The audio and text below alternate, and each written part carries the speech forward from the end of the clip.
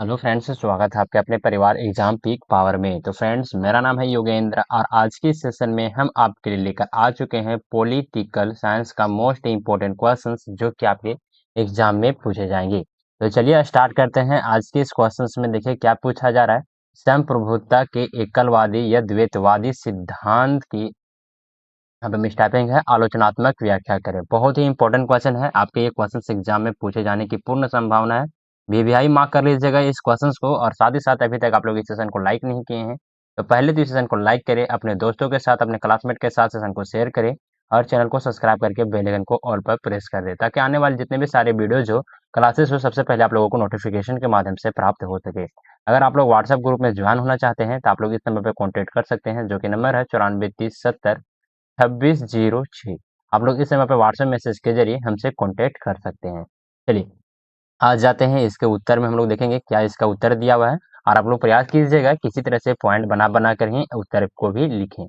तो संप्रभुता के एकलवादी या फिर या द्वैतवादी सिद्धांत की आलोचनात्मक व्याख्या। एक हम वहां से पॉइंट बना लिए, अब यहाँ से हम इसका परिचय जो कि स्टार्ट कर देंगे। परिचय में हम लोग क्या लिखेंगे, एकलवादी या यह द्वैतवादी संप्रभुता सिद्धांत यह मानता है कि संप्रभुता की सत्ता एकमात्र और यह विभाज्य होती है। इसके अनुसार राज्य में संप्रभुता का स्रोत केवल एक है जो सबसे ऊपर होता है और इसका अधिकार सर्वोच्च होता है। इस सिद्धांत को मुख्य रूप से जॉन ऑस्टिन और थॉमस हॉब्स के प्रतिपादित किया है। ऑस्टिन ऑस्टिन ने इसे विधि और न्याय शास्त्र के संदर्भ में प्रस्तुत किया है, जबकि होब्स ने इसे सामाजिक अनुबंध के आधार पर समझाया। इस सिद्धांत के अनुसार संप्रभुता राज्य की संपूर्ण सत्ता का प्रतिनिधित्व करती है जो किसी बाहरी शक्ति या संस्थान के अधीन नहीं होती। चलिए आगे आ जाते हैं। इसके कुछ कुछ जो भी इंपॉर्टेंट बिंदु है, मुख्य बिंदु, तो इसको हम लोग समझेंगे। सबसे फर्स्ट में समझेंगे संप्रभुता यह विभाज्य है। किस प्रकार से यह विभाज्य है इसके बारे में हम लोग समझेंगे। इसके बारे में डिटेल से हम लोग समझने का प्रयास करेंगे। इसे अलग अलग संस्थाओं या व्यक्तियों में विभाजित नहीं किया जा सकता। इस कारण से संप्रभुता क्या है, तो यह विभाज्य है। नेक्स्ट पॉइंट आ जाता है, संप्रभुता सत्ता राज्य के अंदर ही रहती है। किस प्रकार से रहती है, इसमें कोई बाहरी हस्तक्षेप नहीं होता और राज्य के सभी कानून इसी संप्रभुता से ही उत्पन्न होते हैं। चलिए आगे आ जाते हैं। नेक्स्ट पॉइंट आ जाता है नागरिकों पर संप्रभु का पूर्ण अधिकार। नागरिकों का राज्य के आदेशों का पालन करना अनिवार्य होता है, मैंडेटरी होता है। और संप्रभुता की अवहेलना करने का अधिकार नागरिकों को नहीं होती। जो संविधान का संप्रभुता का जो अवहेलना है वो उसका जो अवहेलना करने का अधिकार है जो कि नागरिकों के पास नहीं होती, पब्लिक के पास नहीं होती, सिटीजन्स के पास, समझे। इन उसके जितने भी आदेश होते हैं नागरिकों का राज्य के आदेशों का क्या करना पड़ता है, तो पालन करना अनिवार्य होता है, मैंडेटरी होता है। हालांकि इस सिद्धांत को कई आलोचनाओं का सामना करना पड़ा है। इसमें इसके कुछ मुख्य आलोचना बिंदु निम्नलिखित है। चलिए एक कर हम लोग देखेंगे। सबसे पहला आलोचना कौन सा है, तो व्यवहारिक या संगति। व्यवहारिक या संगति किस प्रकार से है, तो एकलवादी सिद्धांत यह दावा करता है कि संप्रभुता यह विभाज्य है, लेकिन व्यवहार में यह हमेशा लागू नहीं होता। आधुनिक लोकतांत्रिक और संघीय व्यवस्थाओं में सत्ता का वितरण केंद्रीय और राज्य सरकारों के बीच होता है। यह संप्रभुता को पूरी तरह यह विभाज्य मानना कठिन है क्योंकि राज्य के पास भी अपने संवैधानिक अधिकार होते हैं। संघीय प्रणाली में दोनों स्तरों की सरकारें स्वतंत्र रूप से काम करती है। दोनों स्तरों की सरकारें किस प्रकार से, तो केंद्र सरकार और राज्य सरकार, समझे, जिसमें संप्रभुता विभाजित प्रतीत होता है, यानी कि दोनों सरकार अपने अपने स्थान पर स्वतंत्र रूप से कार्य कर सकते हैं। इस कारण से हमको क्या प्रतीत होती है कि संप्रभुता क्या होता है, तो विभाजित होती है। तो ये भी एक आलोचनात्मक था, समझे। चलिए आगे आ जाते हैं। नेक्स्ट पॉइंट आ जाता है लोकतांत्रिक सिद्धांतों का विरोध। लोकतांत्रिक सिद्धांतों का विरोध किस प्रकार से आलोचना में आया, इससे भी हम लोग समझेंगे। लोकतांत्रिक व्यवस्था में शक्ति और अधिकार जनता से आते हैं। जो लोग मतलब लोग, जैसे भारत में लोकतांत्रिक शासन चल रहा है लोकतांत्रिक शासन में क्या होता है कि जितनी भी शक्ति, किसी भी व्यक्ति को शक्ति या फिर अधिकार जो भी मिलता है तो जनता से ही आता है, जबकि एकलवादी सिद्धांत में संप्रभुता एकमात्र सत्ता के रूप में राज्य और शासक के पास होता है। लोकतंत्र में संप्रभुता जनता की होती है और शासन जनता का प्रतिनिधि मात्र होता है। इस प्रकार यह सिद्धांत लोकतंत्र के सिद्धांतों के साथ विरोधाभास पैदा करता है, क्योंकि यह जनता की सत्ता को मान्यता नहीं देता। चलिए आगे आ जाते हैं, अगले पॉइंट आ जाता है समाज की जटिल संरचना की अनदेखी।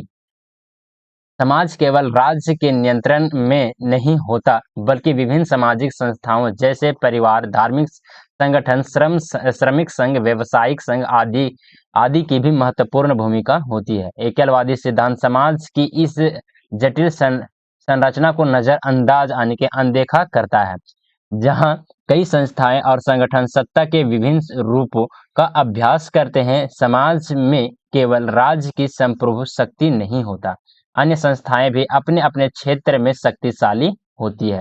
अगले पॉइंट आ जाता है, पॉइंट नंबर 4 में हम लोग समझेंगे बलपूर्वक शासन की समर्थन। बलपूर्वक शासन का समर्थन किस प्रकार से होता है, इसे भी हम लोग समझेंगे।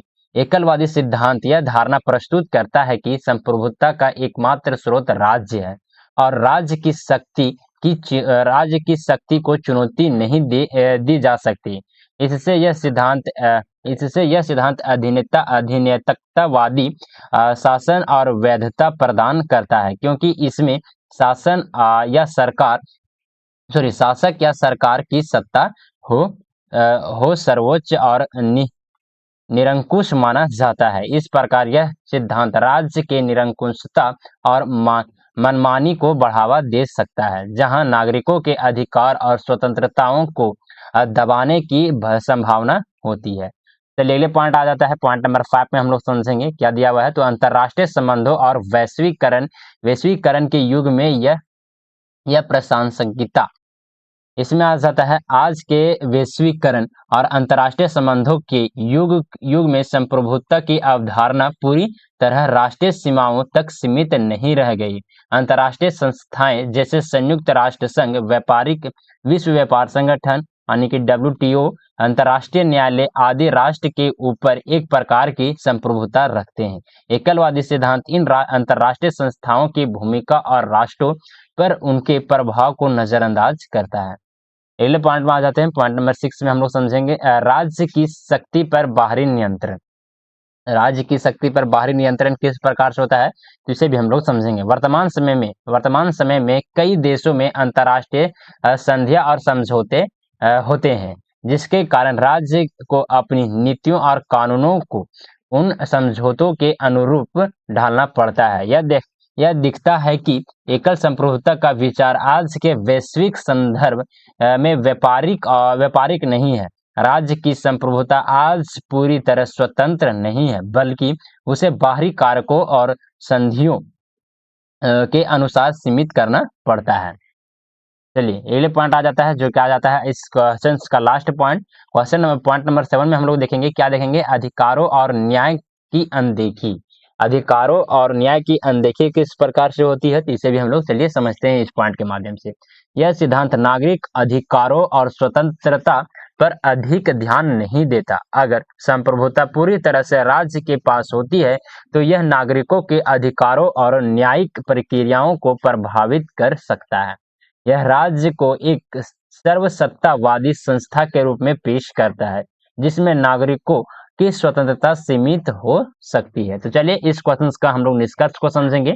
निष्कर्ष मोस्ट इंपॉर्टेंट पॉइंट हो जाता है आपके एग्जाम के पर्सपेक्टिव से, क्योंकि अगर आप लोग बीच में एक आध पॉइंट अगर आप लोग मिस भी कर देते हैं तो चलेगा, लेकिन निष्कर्ष अगर आप लोग मिस कर दीजिएगा तो आपको सीधा नंबर वहां से आपको कटता हुआ दिख जाएगा, समझे।